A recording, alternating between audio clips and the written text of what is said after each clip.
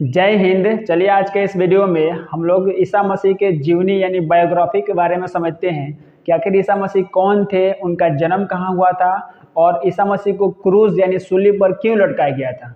आप अक्सर इमेज में देखते होंगे फोटो वगैरह में कि ईसा मसीह से तख्ते पर लकड़ी पर ऐसे उनको कील ठोक के लटका दिया गया है क्रॉस का सिंबल के जैसा। तो आखिर ऐसा क्यों किया गया था और ऐसा कौन किया था, कौन इनको सूली पर लटकाया था और क्या कारण था इसके पीछे का। तो चलिए सारे टॉपिक को इस वीडियो में हम लोग समझने की कोशिश करते हैं। आप वीडियो को अंत तक देखते रहिएगा। चलिए इस वीडियो को शुरू करते हैं। तो सबसे पहले हम लोग ये समझते हैं कि आखिर ईसा मसीह कौन थे, उनका जन्म कहाँ हुआ था। तो ईसा मसीह का पूरा नाम है, इंग्लिश में इन्हीं को हम लोग जीसस के नाम से जानते हैं। इन्हीं का और नाम है येशूहा। तो येशू कहिए, येशूहा कहिए, जीसस कहिए या ईसा मसीह कहिए, ये सारे नाम एक ही आदमी के हैं और एक ही व्यक्ति हैं, ईसा मसीह। जैसे महात्मा गांधी का भी तो कई गो नाम है, राष्ट्रपिता, बापू, ये सब इनके नाम हैं। तो इसी तरह ईसा मसीह का भी कई गो नाम है, येशू, जीसस, जो भी कहिए। इनको ईसाई धर्म के संस्थापक माना जाता है, ईसा मसीह को। ईसा मसीह का अर्थ ईसाई धर्म के अनुसार कहा जाता है परमेश्वर पुत्र, यानी ईश्वर के पुत्र हैं ईसाई धर्म के अनुसार। और इसी ईसा मसीह को मुस्लिम धर्म में, इस्लाम धर्म में कहा जाता है ईसा अलैहिस्सलाम, यानी एक तरह से पैगंबर के रूप में कहा जाता है। पैगंबर या नबी, देखिए नबी कहा जाता है यानी प्रोफेट, पैगंबर को बोलते हैं इंग्लिश में प्रोफेट यानी मैसेंजर ऑफ गॉड, यानी ईश्वर के दूत। ईश्वर कभी कभी इस्लाम धर्म में कहा जाता है कि ईश्वर कभी कभी अपने दूत को भेजता है इस पृथ्वी पर ताकि वो जा करके और ईश्वर के अच्छे कहे गए राह को दिखाए, यानी अच्छे बातें लोगों को बताएं। तो ऐसे कहा जाता है कि इस्लाम धर्म में कम बेश 1,24,000 पैगंबर इस धरती पर तशरीफ लाए। तशरीफ लाना मतलब कि अवतरित हुए, अवतार लिए। इस्लाम धर्म में वर्ड आता है तशरीफ लाना।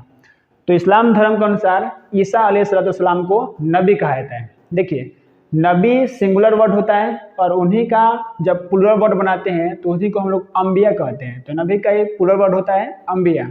जैसे 1,24,000 कम बेश अंबिया तशरीफ लाए। तो 1,24,000 तो ये थोड़े है, सिंगुलर थोड़े, प्लुरल है, ज़्यादा है। तो नबी का एक प्लुरल वर्ड होता है अंबिया। और ईसाई धर्म में ईसा मसीह को कहा जाता है ईश्वर का पुत्र, यानी उसका अर्थ होता है। हालांकि इस्लाम धर्म में ऐसा नहीं माना जाता है कि ईसा अलैहिस्सलाम ईश्वर के पुत्र थे, बस इतना माना जाता है कि ये ईश्वर के द्वारा भेजे गए एक पैगंबर थे, यानी एक नबी थे। अब ऐसा क्यों माना जाता है समझिए। यहाँ पे इनका जन्म बैथलेहम में हुआ था। बैथलेहम में 4 से 6 ईसा पूर्व पहले। अब बैथलेहम अभी कहाँ पे है, तो फिलिस्तीन में है। फिलिस्तीन में एक जगह है जेरूशलम। अभी आप नाम सुने होंगे इजराइल और फिलिस्तीन। इजराइल तो अभी नाम तो सुने ही होंगे, लड़ाई चल रहा है आज का, एकदम पावरफुल, टेक्नोलॉजी में पावरफुल हो गया है इजराइल। तो इजराइल और फिलिस्तीन अभी वो दो अलग अलग देश हैं। चूँकि अभी जो झगड़ा चल रहा है वो फिलिस्तीन का एक अलग सा एरिया है, गाजा पट्टी, जिसको गाजा स्ट्राइप के नाम से जाना जाता है। वीडियो हम बनाए इसके ऊपर कि कैसे लड़ाई हुआ। अब ईसा मसीह को परमेश्वर पुत्र कहने का मतलब ये है कि इनको माना जाता है, ग्रंथ वगैरह में से कहा जाता है कि जब ये जन्म लिए थे, यानी जब ये मरियम से जन्म लिए थे, इनके माता का नाम मरियम है। तो जब ईसा मसीह का जन्म हुआ था उस समय मरियम का शादी नहीं हुआ था, यानी विवाह नहीं हुआ था, यानी कुंवारी थी। और कुंवारी में ही ये मतलब कि प्रेग्नेंट यानी गर्भवती हो गई थी। कौन? मरियम। और ये गर्भवती किसकी वजह से हुई थी, तो ईश्वर के एक संकेत था, यानी ईश्वर के प्रभाव से। ऐसा कहा जाता है, बाइबल वगैरह में ऐसा लिखा हुआ है कि ईश्वर के प्रभाव से ये गर्भवती हो चुकी थी शादी से पहले।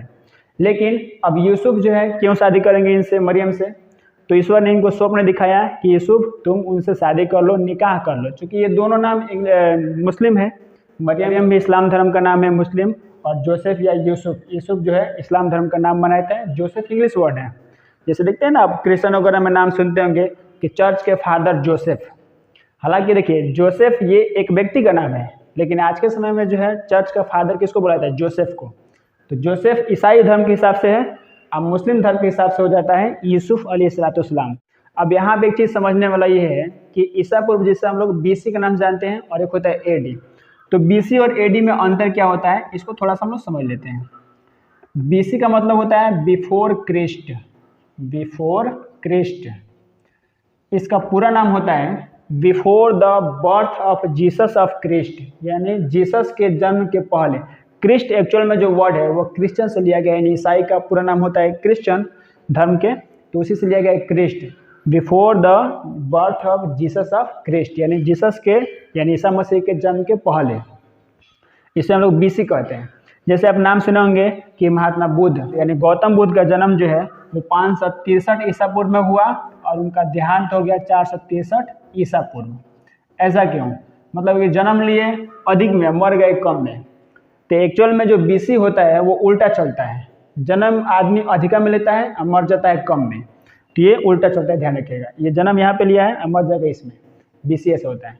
तो BC मतलब कि बिफोर क्रिस्ट। AD मतलब होता है एनो डोमिनी। एनो डोमिनी, एनो डोमिनी का मतलब होता है कि जीसस के जन्म के बाद वाला समय।